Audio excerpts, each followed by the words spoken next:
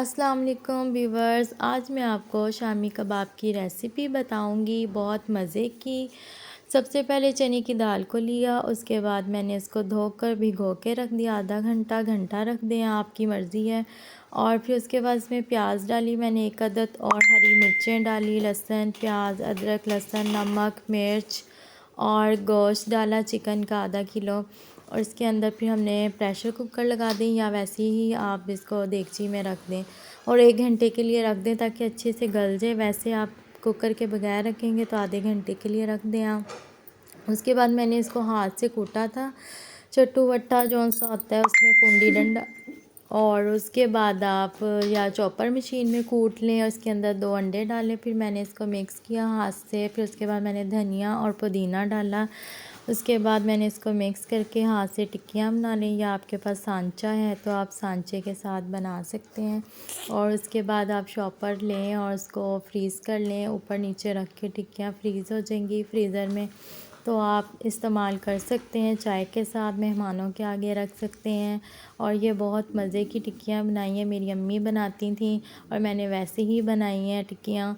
और उसके बाद फिर बच्चे कह रहे थे बर्गर खाने हैं तो मैंने बर्गर बनाए।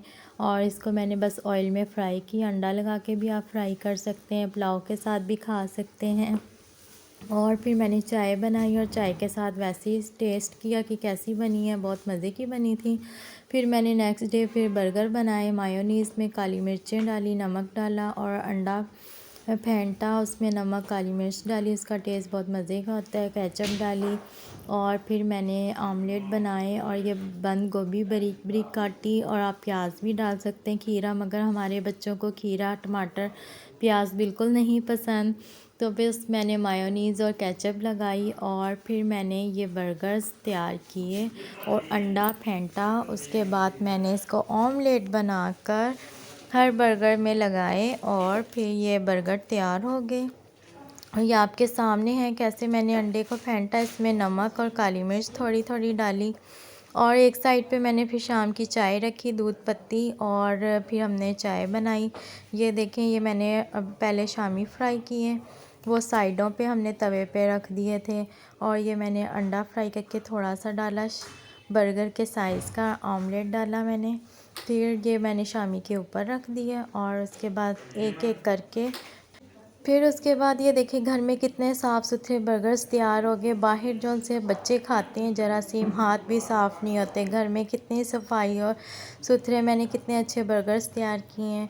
और शामी टिक्कियाँ बनाई कितने साफ़ हाथों के साथ, और अंडा बनाया, और मैंने साथ चाय बनाई। और आप मेरी तरह घर में बच्चों को साफ़ सुथरे बर्गर बना कर दें। बाहर तो जरासीम होते हैं, पता नहीं अंडा ख़राब डाला, सही डाला कि नहीं डाला। और मैंने घर में कितने अच्छे बर्गर्स तैयार कर चुकी हूँ। और उसके बाद फिर मैंने ना दही की पुदीने की चटनी साथ बनाई और ये बर्गर्स मैंने तैयार किए। और फिर ये देखिए कितने खूबसूरत बर्गर लग रहे हैं। माचिस की तीली थी मेरे पास, तो फिर मैंने ना इसको टूथ ब्लो लगा दी ताकि ये हिले ना और खूबसूरत लगे। आपके पास जो हो आप घर में वैसे तैयार कर सकते हैं। और ये देखिए कितने मैंने मैकडॉनल्ड्स की तरह ये बर्गर्स तैयार किए हैं, और साथ में 1 कप चाय का। क्या मज़े के बर्गर, आप बोतल भी पी सकते हैं, पर मैंने चाय बनाई थी और चाय के साथ ये बर्गर कितने मज़े का, यमी और टेस्टी बर्गर बना था। और आप बच्चों को साफ़ सुथरे बर्गर बना कर दें, स्कूल भी लेके जा सकते हैं। घर में कोई बच्चा, घर में दावत हो तब बच्चों को बना कर दें। आपको मेरी रेसिपी कैसी लगती है लाइक करें, शेयर करें और मुझे ज़रूर बताइएगा। ओके, अल्लाह हाफ़िज़, दुआ में याद रखना।